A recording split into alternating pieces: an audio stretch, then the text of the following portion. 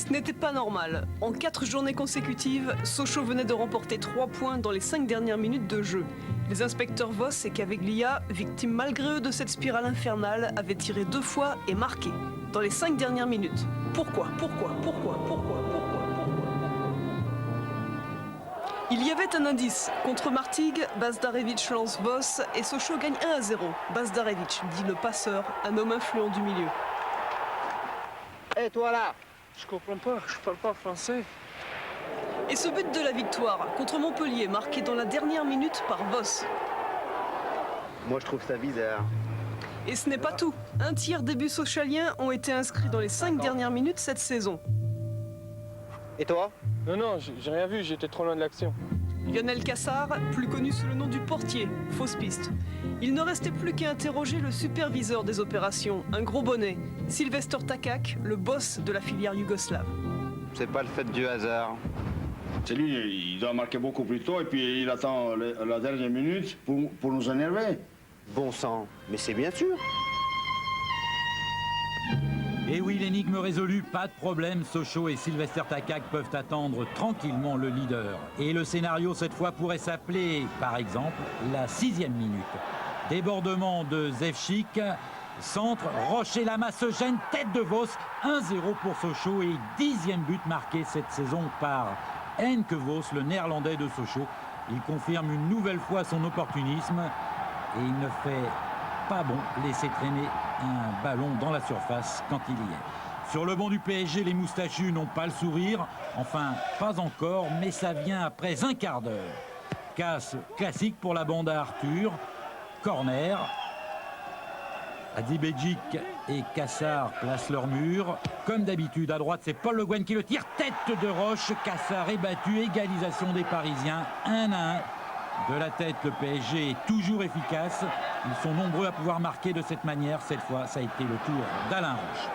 Moins de buts par la suite, évidemment, mais match tout de même de très très bonne qualité. Stéphane Cassard en profite pour briller d'abord sur une tête de Ginola et ensuite sur un centre de Liasson. Dernière minute maintenant de la première mi-temps et grosse colère sur Bonal. Longue balle d'Hadzibedjic, tête de Voss, tête de Baudry, Caveglia dans les 16 mètres, accrochage Roche-Caveglia, le Sochalien roule par terre, le Parisien également, penalty ou pas, Caveglia ne bronche pas, Arthur Georges retient son souffle. Quant à l'arbitre, M. Bata, lui, il rigole, pour lui, pas de doute, il n'y a pas faute et il a raison sur le ralenti. On voit que Roche glisse et ne gêne pratiquement pas Caveglia qui glisse également. À la mi-temps, donc, le score est toujours de 1 partout et Takak semble rassuré par les explications de M. Bata sur cette action litigieuse. En deuxième période, ce sont les Sochaliens qui se créent les occasions les plus nombreuses et les plus dangereuses. Et cette fois, c'est au tour de Bernard Lama de se mettre en vedette. Là, ce qu'a fait Caveglia était superbe, mais ça ne marche pas à chaque rencontre, surtout quand on a en face le gardien de l'équipe de France. Pendant ce temps-là, Gravelaine et les autres remplaçants du PSG s'échauffent. On attend le moment où on va rentrer pour se libérer nous aussi. Et quand on rentre, on veut tout casser? Bah oui, je crois que c'est la devise de tout remplaçant. Essayer d'amener son petit plus et quand ça marche, bah, ça rend bien heureux. Le premier grand moment de la soirée pour Xavier, c'est la 66e minute du match, celle à laquelle, avec Laurent Fournier, il remplace Ouéa et Rai.